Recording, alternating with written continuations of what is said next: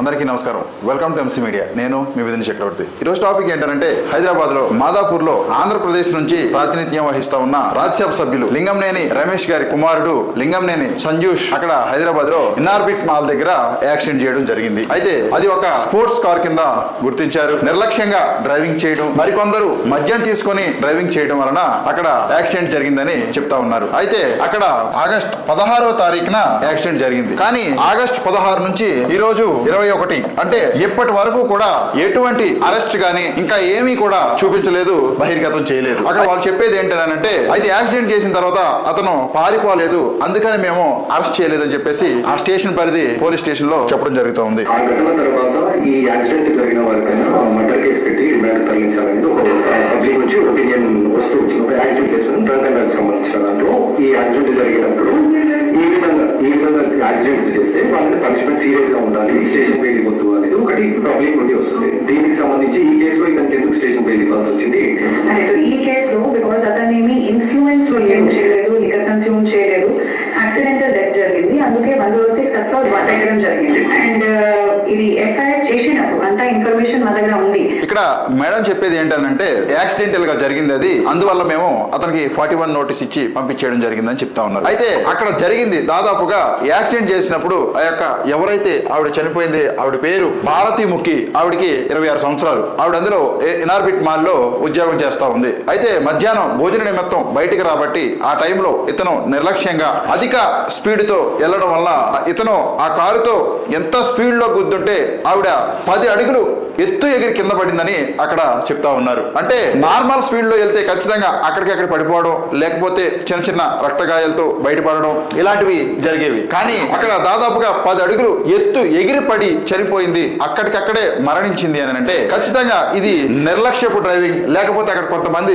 చెప్పిన మాటల ప్రకారం మద్యం కూడా సేవించుంటాడు ఇతను అని చెప్పేసి అక్కడ చెప్తా ఉన్నారు. అది కాకుండా అతను గుద్దిన తర్వాత నిర్లక్ష్యంగా అక్కడ నుంచి కారులో దిగకుండా వెళ్ళిపోవడానికి ప్రయత్నం చేస్తూ ఉంటే అక్కడ స్థానికులు ఆపి కారుని అడ్డగించి అతన్ని బయటికి దింపే ప్రయత్నం చేశారు. అయితే అందరూ చేసుకుంటారనో లేకపోతే ప్రాబ్లం పెద్దదవుతుందన్నదో ఆలోచించి కారులో నుంచి బయటికి దిగి అప్పటికీ కూడా నిర్లక్ష్యంగా ఎవరికి ఫోన్ చేసుకుంటూ అతను వ్యవహారం చేస్తా ఉంటే మరి ఆ వ్యవహారాన్ని చూస్తా ఉన్న అక్కడ చుట్టూ ప్రజలు హాస్పిటల్కి తీసుకెళ్ళు అని చెప్పేసి వాళ్ళందరూ కూడా చెప్తా ఉన్నా సరే అతను ఫోన్లు చేసుకుంటూ చాలా నిర్లక్ష్యంగా ఉండడం చేత అక్కడ కొంత సమయం ఉన్న ఆ సమయంలోనే ఆవిడ ప్రాణం పోయి ఉండొచ్చు. ఇంత నిర్లక్ష్యంగా వ్యవహరించిన ఈ సంజూష్ కు మాత్రం 41 నోటీస్ ఇచ్చేసి బయటికి పంపించేయడం జరిగింది. అయితే ఇక్కడ మనకి 2 కేసులు మనం ఆధారంగా తీసుకుంటే దీనికి ముందు మాజీ మంత్రివర్యులు సీసిరి అప్పలరాజు తనయుడు 6వ కేసు కూడా ఒక గొర్రెల కాపరిని గుద్ది చనిపోవడం జరిగింది. అయితే అక్కడ వాళ్ళు పెట్టింది ఏంటంటే హిట్ అండ్ రన్ కేసు పెట్టి అతనిని అరెస్ట్ చేయడం జరిగింది. కొడుకుని కాపాడాడు, చట్టాన్ని ఉల్లంఘించాడు అని చెప్పేసి తండ్రిని కూడా అరెస్ట్ చేయడం జరిగింది. మరి ఇక్కడ సేమ్ కేసు కాకపోతే అతను పారిపోవడానికి ప్రయత్నిస్తా ఉన్నప్పుడు స్థానికులు అడ్డగించి అతన్ని పోలీస్ స్టేషన్ కి వెళ్లే విధంగా అతని కారులో అతని ద్వారా ఆవిడిని హాస్పిటల్ తీసుకెళ్లే విధంగా స్థానికులు అందరూ కూడా అధిక మొత్తంలో చేరి అతన్ని భయపెట్టడం వల్ల జరిగిన ఇన్సిడెంట్ వల్ల అతను అక్కడ సంజాయిషి చెప్పుకొని ఉండడం జరిగింది. లేకపోతే ఖచ్చితంగా ఆ పరిసర ప్రాంతాల్లో కనిపించకుండా వెళ్ళిపోవడానికి ప్రయత్నాలు జరిగాయని చెప్పేసి వాళ్ళు కూడా చెప్పడం జరిగింది. మరి 2 సేమ్ కేసులు ఇక్కడ ఆగస్టు 16వ తారీఖున యాక్సిడెంట్ చేసి భారతీముఖి అనే లేడీని చంపేస్తే అతను ఇప్పటికి 21వ తారీఖు ఇప్పటి వరకు కూడా అతన్ని అరెస్ట్ గాని అతని పైన ఎటువంటి చట్టపరమైన చర్యలు తీసుకోలేదు. కేవలం 41 నోటీస్ మాత్రం ఇచ్చేసి పంపించేశారు. మరి ఇక్కడ మనం పోలీసు వారిని వాళ్ళు క్వశ్చన్లు అడుగుతూ చెప్తా ఉన్నారు, ఫర్దర్ ఇన్వెస్టిగేషన్ జరుగుతూ ఉంది అని చెప్తా ఉన్నారు.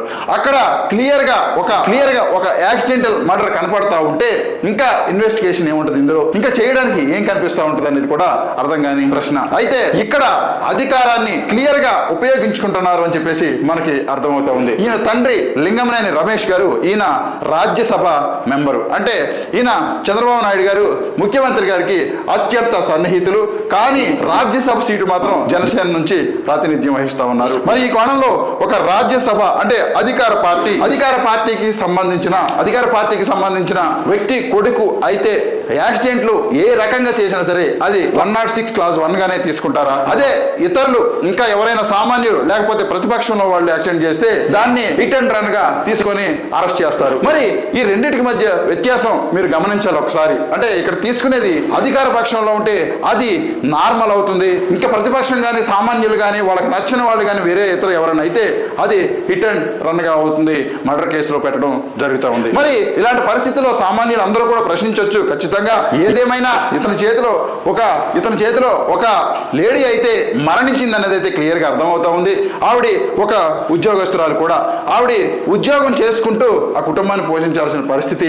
మరి ఆవిడ సడన్ గా చనిపోవడం వల్ల రోడ్డు యాక్సిడెంట్ అంటే ఖచ్చితంగా ఆ కుటుంబం మొత్తం కూడా రోడ్డును పడడం అని మనం అర్థం చేసుకోవాలి. మరి అలాంటి పరిస్థితుల్లో సామాన్యులకు ఒక న్యాయము, ఇతరులకు ఒక న్యాయము, అధికారంలో ఉన్న వాళ్ళకి ఒక న్యాయం అని అంటే ఎలా కుదురుతుంది? సేమ్ కేసెస్ రెండు కూడా యాక్సిడెంటల్ గానే జరిగినాయి. రెండు యాక్సిడెంట్ చేసి చనిపోవడమే జరిగింది. మరి ఇద్దరిలో ఒకళ్ళైతే తండ్రి కొడుకులు కూడా అరెస్ట్ గావించబడ్డారు. కానీ ఇక్కడ కనీసం 16వ తారీఖున యాక్సిడెంట్ జరిగితే ఇప్పటికీ 21వ తారీఖు వచ్చినా సరే ఏ మాత్రం కూడా అక్కడ అరెస్ట్ మనకు చూపించలేదు అంటే దీన్ని బట్టి మనం అర్థం చేసుకోవాలి. ఈ విధంగా చట్టం అందరికీ సమానంగా వర్తింపు చేయాలి, చట్టం మీద నమ్మకం కలగాలి, సెక్షన్లు అందరికీ కూడా సమానంగా వర్తించాలనే న్యాయం ప్రజల్లో అందరిలో కూడా బయటికి వస్తూ ఉంది. ప్రజలందరి మాటలు కూడా కన్సిడర్ తీసుకొని అందరికీ కూడా ఒకే విధంగా చేయాలని చెప్పేసి తెలియజేస్తూ సెలవు తీసుకుంటా ఉన్నాను. జై భీమ్.